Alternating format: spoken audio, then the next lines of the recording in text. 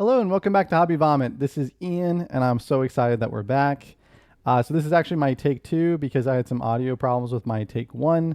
So this might be hopefully a little bit quicker since technically I've now rehearsed this.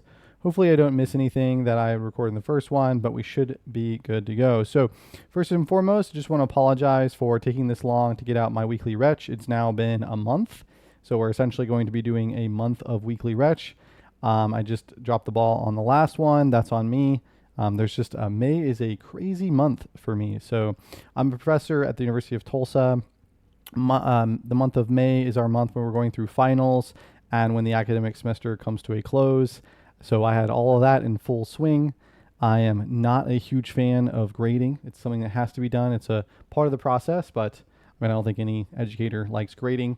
And it turns out that this semester, this always happens in the spring, but the last finals day, the last finals slot, I had a final with my largest class and the exams were open-ended, which meant that for all the questions they had to provide a statement and an argument, and I had to evaluate that because it was the course is software engineering, so it's very much about taking in context, like taking a situation and then describing what you're going to do and why. And it's very much evaluation of how the students make use of the context clues in their reasoning. It's more so to test them on their ability to collaborate and communicate than it is on, are they an expert on some particular concept, tool, technology? Because they're not, because they're students, they've not been in industry, they've not worked with those things. That's how you build expertise. And so this is very much trying to address a different challenge, which is how do you work with other engineers? Because if you don't know something, you can learn it, but if you can't work with other people, then you're kind of dead in the water. And that's sort of the philosophy of the course. And it's been a really great course. But yeah, having to grade like 60 exams, I think is my largest class, that are open-ended, it takes time. And so I was definitely putting in several late nights and I just wanted sleep. So that's kind of what happened. I meant to do a catch-up video, but more things just happened in May. It's also the month where my daughter was born, when my son was born. My birthday's in May. We have a family vacay. All this good stuff happening in May. It's just all in this month. So thankfully, my wife and our next child is going to be in July. So hopefully, well, we'll see. I guess always, or time will tell. It's June or July at this point. And so we're spacing the birthdays out a little bit more. So it won't be all in the same month. But that's me. It's been a crazy month. It's been an awesome month, but we are now finally back to the weekly Retch. And I did do a test recording, so it looks like the audio problems are resolved. So we're just going to keep on trucking. So as always with the weekly Retch, we do books, movies, and games. And so we're going to start off as we always do with books.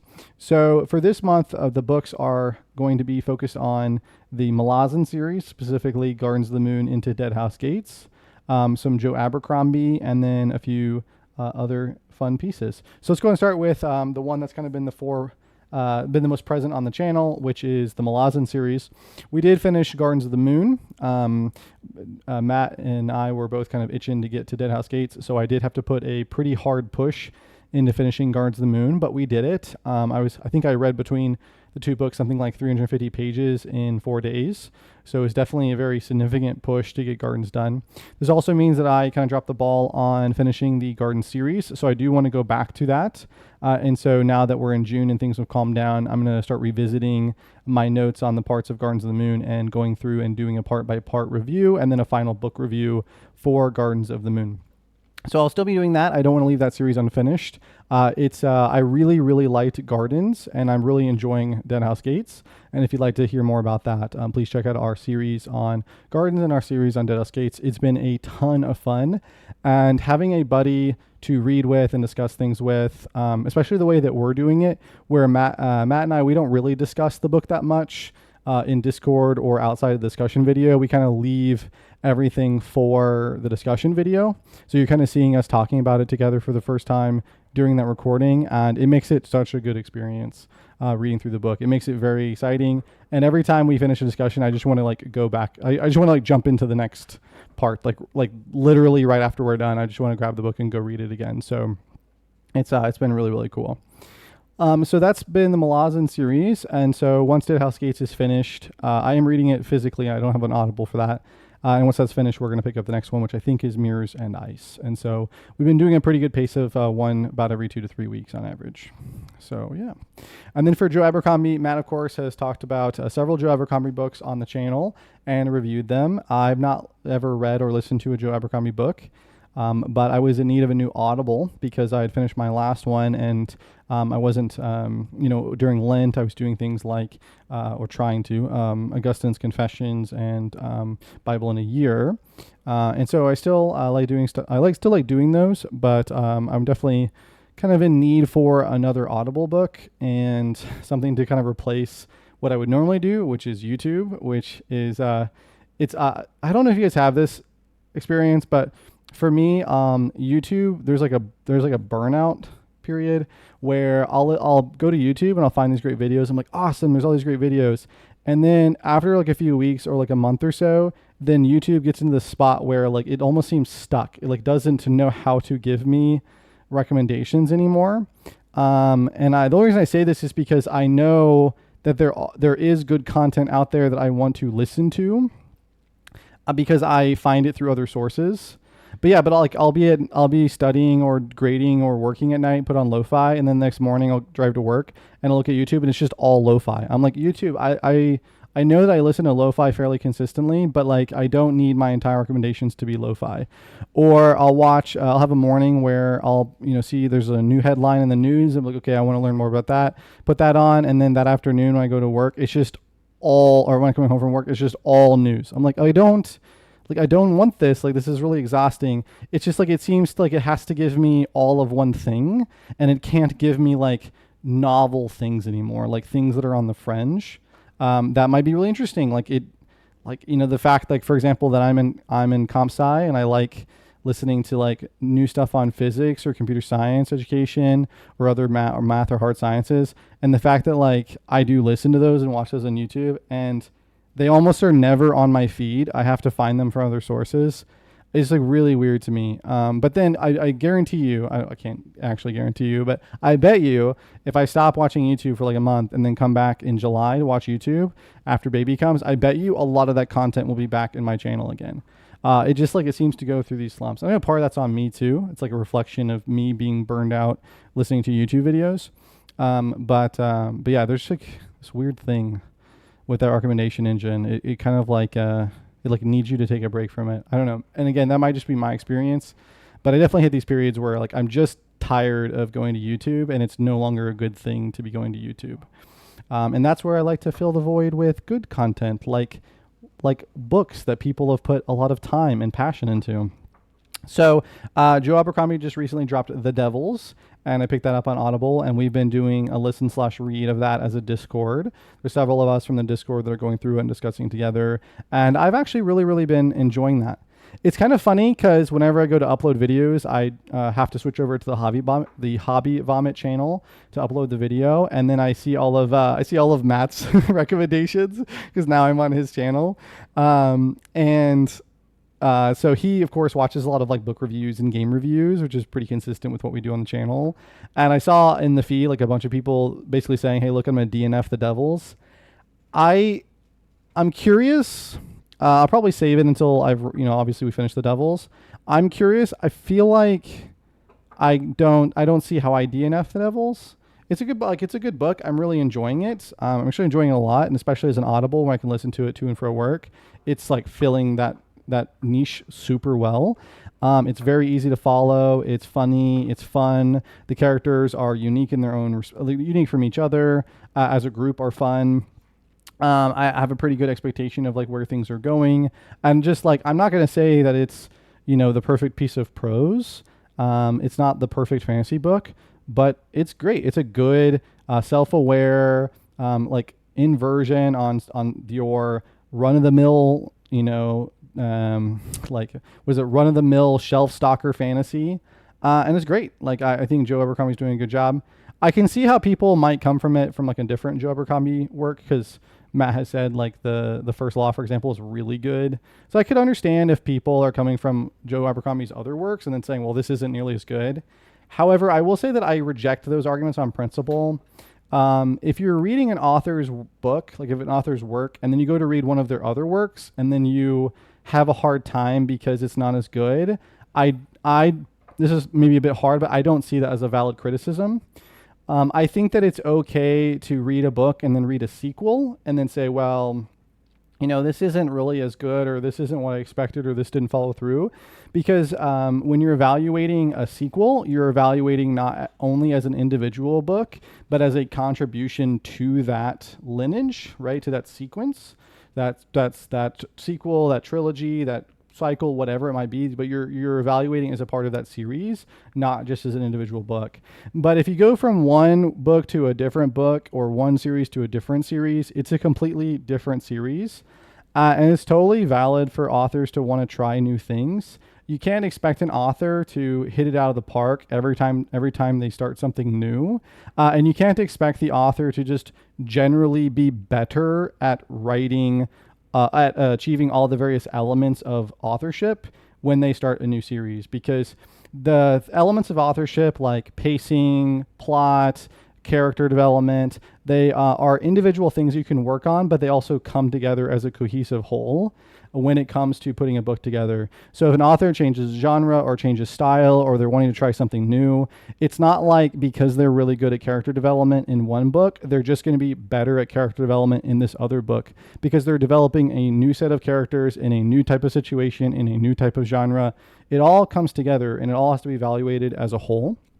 So saying I don't like this book because it's not as good as another book, I reject wholesale. But if it's criticism of, I really like that he was able to do this with his characters in this book, but then in this book, I don't see those kinds of characters, so it's not for me, or I don't see those kinds of themes, so it's not for me. I totally understand that, because that's more subjective, right? Obviously, the author is trying something new, so it may not hit the same way for you. Or again, an author can also just fall short, and you can say, well, it can be really hard to do characters in this space, but the author did a super good job. When we look at this space, these are the kinds of things I would expect of characters, and I'm not seeing that, right? Because then it's not like, well, this book is bad because it's not as good as that book. It's this book has fallen short in these areas for these reasons. You're evaluating it as a whole. So I'm curious to see how many people are reviewing these being biased by other Joe Abercrombie works, because I've never experienced any of the other Joe Abercrombie works, but I really am enjoying The Devils. Again, I don't think it's my favorite fantasy book. I don't think it ever could be my favorite fantasy book. It feels very much like a shelf stalker. Like it is just like, if you needed to just put fantasy books on the shelf, and just have a whole bunch of them that people could flip through, like you're eventually going to need like your B-rated, C-rated fantasy books to put on the shelf. And I think Joe Abercrombie is writing a book that follows in the similar vein, but with his own unique style, his own unique characters, and his own unique sense of humor. And he's taking concepts from those types of fantasy books and then inverting them in a self-aware way. And so I think it is, in some sense, like right now for me at least, a step above what you would normally classify as just like sort of a throwaway or shelf stalker fantasy. I haven't heard that term before. I'm just trying to use it to convey an idea that, that if you had a fantasy shelf and you put one amazing fantasy book, but the rest of the shelf is empty, you would look like a bad store. So you're going to need like other fantasy books on the shelf. Not all of them can be perfect, right? But so far I love it, and especially as an Audible, it's been really good. So my criticisms have been super, super minor. And I'm enjoying it a lot. Other than that, my wife and I have resumed Dungeon Crawler Carl on Audible. That's been really awesome to pick that one back up. I'm excited to finish that, and when we're done, we're going to move into the next Dungeon Crawler Carl. Also, I should mention that when I finish The Devils, it is a series, but it'll be some time before we get the second one. So I probably will switch over to the First Law, either that or the Dark Tower. We'll see. I also really want to finish Leviathan's Wake. And I've had to keep putting that on pause for other books. So maybe I just need to say, hey, look, I'm going to have to listen to this on Audible in order to fit it in. And maybe we just switch over that to that on Audible. And then lastly, I've had an awesome opportunity to be an advanced reader for Mercy, Tears of the Fallen by Chance Dillon. Matt and I are working on setting up an interview with Chance, which you'll hopefully see with the next couple of weeks. I'm really looking forward to the interview. I'm not going to have enough time to finish the book, but I have finished the prologue and will be able to finish part 1 by the time of the interview.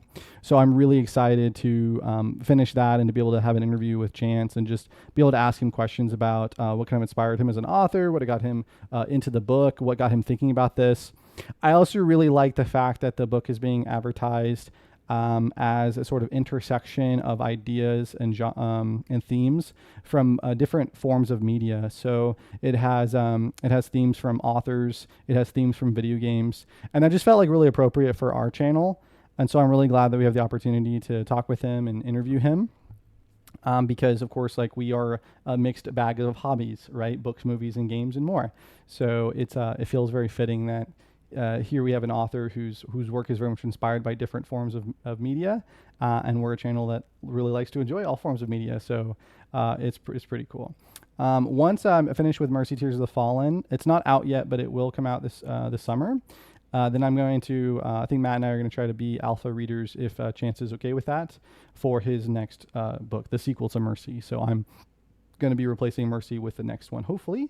If Chance is okay with that. If it's not, it's totally fine. It doesn't bother. It doesn't. It's not going to offend me if Chance would prefer that we're not alpha readers. But if we are able to be alpha readers, I would relish the opportunity to be able to provide some feedback and help Chance with developing his next addition to the series. So, okay. So with that to the side, I do want to mention one thing, which is for people watching this, if you're ever interested in maybe hearing more about nonfiction, because of the work I do in computer science, I do read a lot of nonfiction. And so I can definitely provide some extra insights into things that are going on in the field of computer science or other sciences based on my other readings. So if that's interesting to people, I'm more than happy to talk about the other books that I'm reading in the nonfiction category. So I know a lot of our work has been focused on fiction. That's more of, like, you might say, like the fun reading. I enjoy reading nonfiction and philosophy, but that's also a lot more dry. It's much more dry, and there's not really open as much to critique, because it's not so much about the art form of the work, but more so about the content of the work and whether or not it's factually true, consistent, things like that. So, but if people are interested in that, I'm more than happy to talk about it. And then from there, we go into movies. So not much in the movies category, even with a full month. I watched Havoc, The Old Guard, and Eternal Sunshine of the Spotless Mind, which is a part of our movie discussion, which you'll hopefully see within the next couple of weeks. Havoc and Old Guard, I put them on when I was grading. Yes, I do. Just in the same way that students put movies on when they're studying, I put movies on when I'm grading. Not all the time, but when things get to be a slog, I do. So I typically look for movies that are action movies that are kind of like in the BC range. And that's exactly what Havoc and Old Guard are. They're not special by any means, but they are fun action films. I really enjoyed watching Havoc. So it's a fun detective story. It goes about it in a really cool way, because it's not so much about it's not like a whodunit or to figure it out.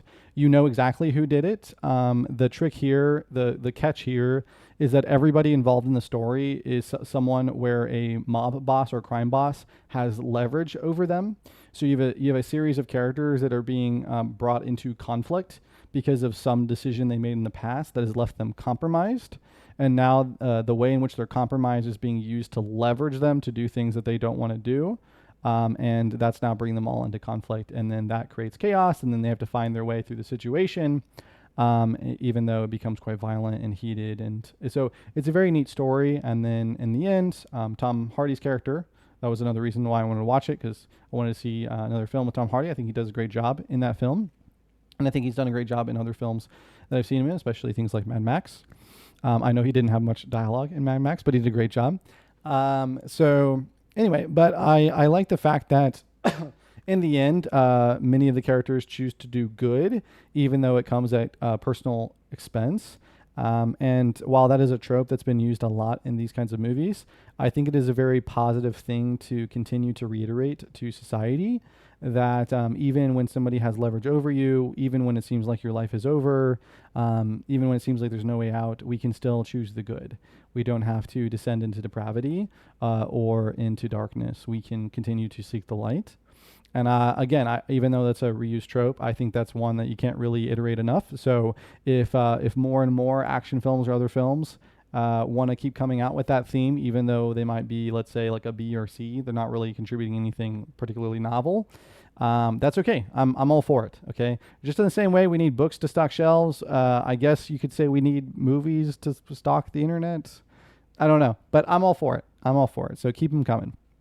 Overall, I enjoyed it. If you watch it, it is not going to blow your brain. There will be certain people who, yeah, you get the point. But yeah, it's not going to blow your mind. But it is just if you're looking for an action film to put on that is kind of fun, entertaining, got some good acting, and overall just a good action flick. It's and you're looking for a new one, there you go, Havoc. The Old Guard is another action flick. It very much fits in the same kind of theme as like a superhero movie without being a superhero movie. The novelty of this is that there is a certain group of individuals who are all immortal, cannot die, are not ravaged by time, etc. And they've been alive for hundreds of years, or been around for hundreds of years, and they basically come together to seek out ways to help people, get themselves involved in catastrophes, wars, because they can't die. So they can put themselves at extreme risk in order to save others. And this is what they've been doing for hundreds of years. And so this is sort of a classic, like we have superpowers, but now we have a MacGuffin that we have to go pursue.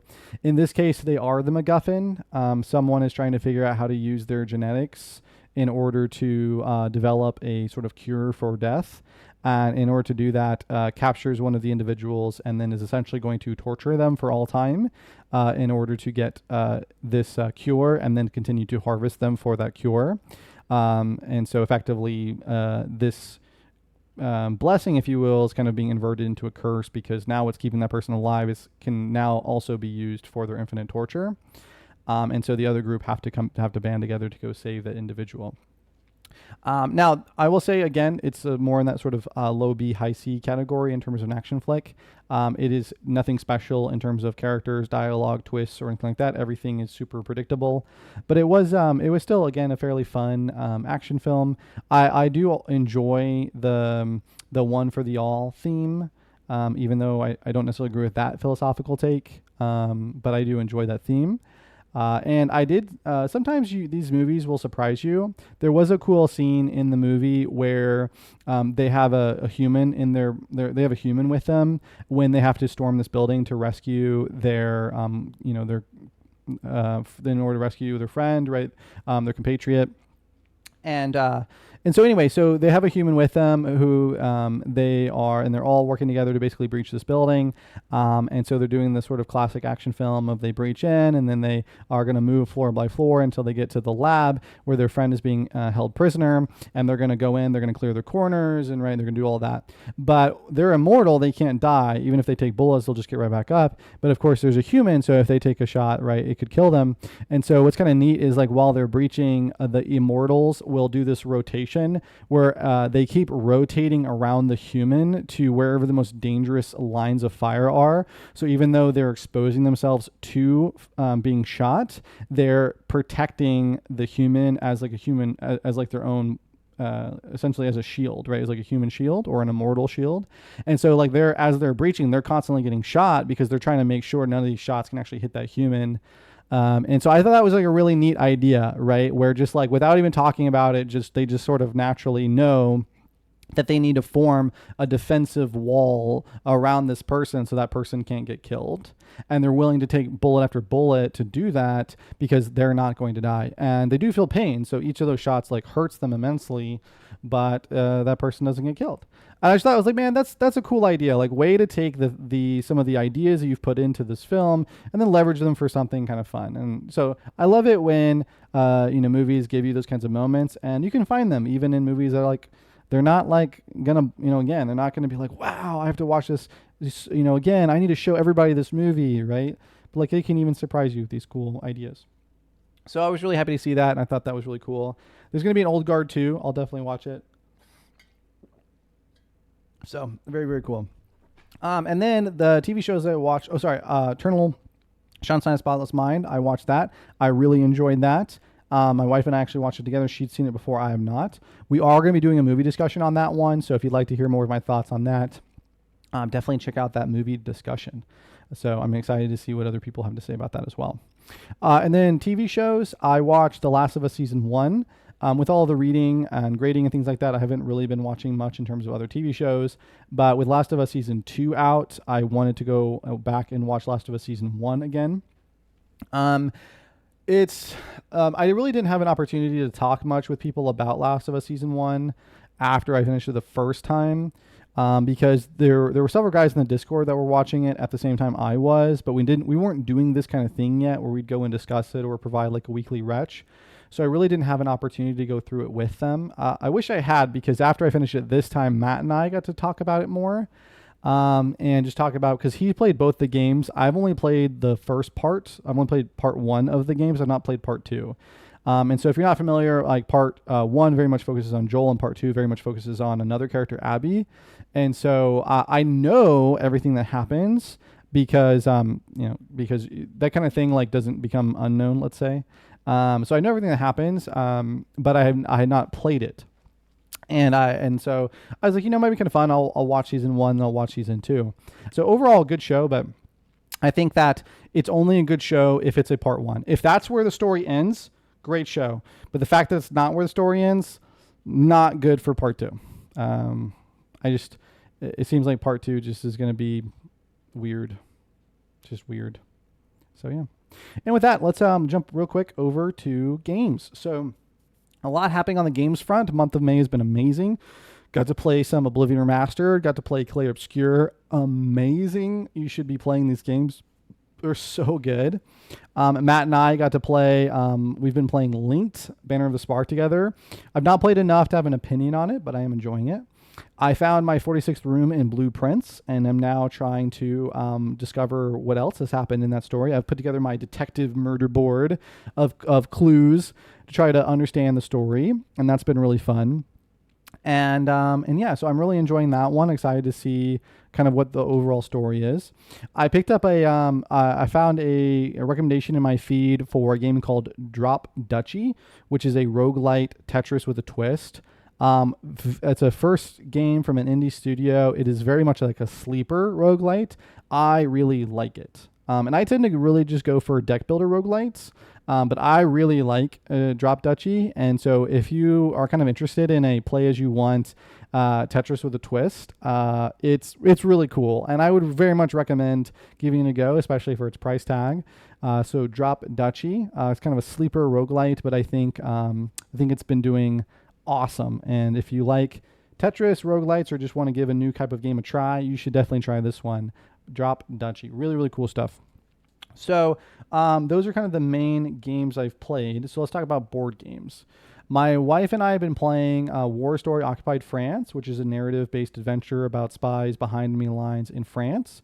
They work for the English and the French. They're kind of an amalgam of allies. Very, very neat. This is not the kind of thing. This is not the kind of game that keeps you on the edge of your seat. It's way more than a choose your own adventure booklet. It is very much a narrative with choices, but there's a board game element to it, and it does have table presence. I think it's been really fun, especially for my wife and I who enjoy this kind of narrative together. We can be, in the kitchen folding laundry and then taking turns like reading and moving the pieces, and it works really, really well. And actually, like the pieces, there's really not much to do there. It's mostly just like kind of recording things, but from time to time you do have to use pieces to record where people are on the map and that kind of stuff. Overall, I wouldn't say that the story is like a page turner, but it is very thematic and fun. I would say that overall, if you're looking for a narrative adventure, this is a really good one. I think the big downsides with War Story is that what it is doesn't justify its price. It really shouldn't be $40 or what it is on Amazon. I just don't think there's enough there. It's got good content and it's got 3 stories, but it's also got no replayability, because once you play it, then you kind of know what the ending looks like, and you can work backwards from there to kind of fix all of your decision points. And so you can sort of solve the puzzle of how to perfect each scenario. And the elements of random chance aren't really elements of random chance. So I don't think there's enough replayability there to say that you could do it a second time. I think it's good for a one playthrough and that's it. Now, to be fair, you could, if you got other friends, it's a great time you can play it and then you can give it to somebody else to play it and they can give it to somebody to play it. So it's good for that, but I don't think it has much personal replayability. So if I were to play this again with somebody else, I would explain the rules. I would let them make all the decisions, and I would just kind of be there to kind of provide guidance and just enjoy time with them. But it wouldn't really be me playing the game again, because if I did, then we would just uber win, right? Because I know everything. So that's kind of where it's at, but it's a fun narrative. So if you like narrative adventures, give it a go. My wife and I have also been playing Beacon Patrol, which I really like. It is essentially the one-shot mode of Dwarf with a twist. You got terrain tiles. You're trying to score points by laying tiles, moving boats around. There's no campaign or unlocks to it. It's just an overall good 30 minutes of a game. So if you're looking for something quick, it's great. If you want something with a bit more longevity, I would definitely recommend Dwarf over Beacon Patrol. But for what it is, I really like it, and it's much easier to set up. I'd say much easier. It takes you a few less minutes to set up than Dwarf does. So it is a pretty quick setup. Other than that, I just want to tell you about my weekend, and then I'm going to go ahead and close out the video. So it actually looks like I didn't get any faster this time around. We're about to hit the 50-minute mark. So this last weekend, I got to have a wonderful weekend with some close friends of mine. So there's Matthew and Kat, Matt and Kat, who are from Oklahoma. So not to be confused with Matt from Texas, who is on the channel. Although maybe you'll see Matt from Oklahoma at some point in the future. That would be fun. But we've been talking about this for a little while, and we wanted to have kind of a getaway weekend. Now, they've been good friends of mine for a long time. I've known Kat since like 2013, 2014. I think around 2014, 2015 when she came to TU. That's where Matt and I and my wife all went. So the four of us all went to college together. That's how I met my wife when we got married. That's how Matt from Oklahoma met his wife and got married. But Matthew and I have been friends since freshman year of high school, so since about 2008, 2009. And so we've been friends for quite a long time. And so it's been really fun journey for all of us, ups and downs, but all around just a really, really awesome journey. And so, thank the Lord every day for having them in my life. So Matt has definitely been my best friend through all time, and so I was his best man at his wedding. He was his best man at my wedding. One of my children is his godchild, Matt, both of them, and same thing. They have a child who's Bridget and I are their godparents, and so again, just two people that we've been very blessed to be able to share life with. But if you have children, then you know how it goes. Trying to get together with all of our kiddos is absolute chaos, which is totally fine. Well, we signed up for it and we love it. They've got 2 and 1 on the way. We've got 3 and 1 on the way. So lots of chaos. And like I said, we love it. But when it does oftentimes mean that you have to be flexible and accommodate the situation that you're in with all of those children. And with 2 more coming on the way to add additional chaos, we were talking through it and we just thought that, if there was ever opportunity, it'd be really awesome to just have a weekend, the 4 of us. I think as a parent, it's really important to realize that you have a vocation of giving, both to your children and to your spouse. But you have to realize that means that as you're giving, it's going to exhaust you, right? And you cannot build yourself back up. You cannot build up that peace in yourself from your kids. They are going to bring joy into your life, but their job, their role is not to help build you up as a parent. You are there to help build them up as a child, and you're there to serve your spouse. And so that also means that you can't lean into your spouse to build you up, because that spouse is also giving, right? You're very much there together to give together of yourselves to your children and to help, again, kind of build them up and provide them with safety and security and peace. But when you're looking for that peace for yourself, you've got to find that elsewhere. You got to find that in prayer. You got to find that in your church, in your community, in other places. You got to find that in the passionate work that you do. But you need to find it in other places. You can't expect that your kids are going to you're going to just wake up and because you spent all day with your kids that you're just going to have all this peace, because that's not how it works. You're sacrificing every day for them. And again, that's the vocation, and it's amazing, and it makes us better people. I certainly feel like that. But knowing that we're going to add a few more, we were just like, man, if there's a weekend where we can all kind of go to spend a weekend together, share life together, have great conversations together, play games together, find peace together, we should take it. The opportunity presented itself, so we went and stayed in a cabin on Keystone Lake over the weekend. Played a whole bunch of games, shared life. It was a good time. Got there on Friday. My wife and I made Cuban sandwiches. So good. Then we played Lord of the Rings trick taking game, which was really awesome. Played 6 chapters of that. All loved it. Saturday morning, Matt and Kat made biscuits and gravy. So good. It's not a lake weekend without biscuits and gravy, at least not here in Oklahoma. And then we played Cartographers. Also so good. These are all games I've played before and I'm mostly introducing to Matt and Kat. My wife's played a lot of them as well. But it was really a great time to play that. Then we got ready and we went to Ancient Keystone Forest. Ancient, quote, quote. It's like 300 years old or something, maybe 5 at most. It's really not ancient, but it was fun. Went for a 3-mile hike or almost 3-mile hike, 2 to 3 miles. Got into the, it's kind of that period between like 11 and 12. So we got into the heat, went back home. The wives, again, both pregnant, and we just took them on a walk in the heat, are now resting. And so Matt and I played Marvel Champs, which was, again, awesome. I'm glad I got to introduce that to him, and I hope that we can play some more in the future. He's a big Marvel fan and currently on a hiatus from Marvel Rivals because it keeps crashing his computer.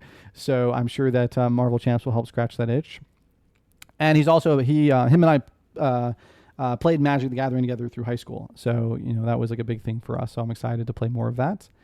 And then after that, we started working on dinner. We didn't start working on dinner. We got ready for dinner and then went to Little Venice in Sand Springs, an awesome Italian restaurant. Had some of their limoncello. I'm not a huge fan of limoncello. It's like drinking a lemon flavored Jolly Rancher, but it was their own homebrew, so I wanted to give it a go. It was very tasty, but I just couldn't finish it. That's not to my taste. I had veal, so good, so good.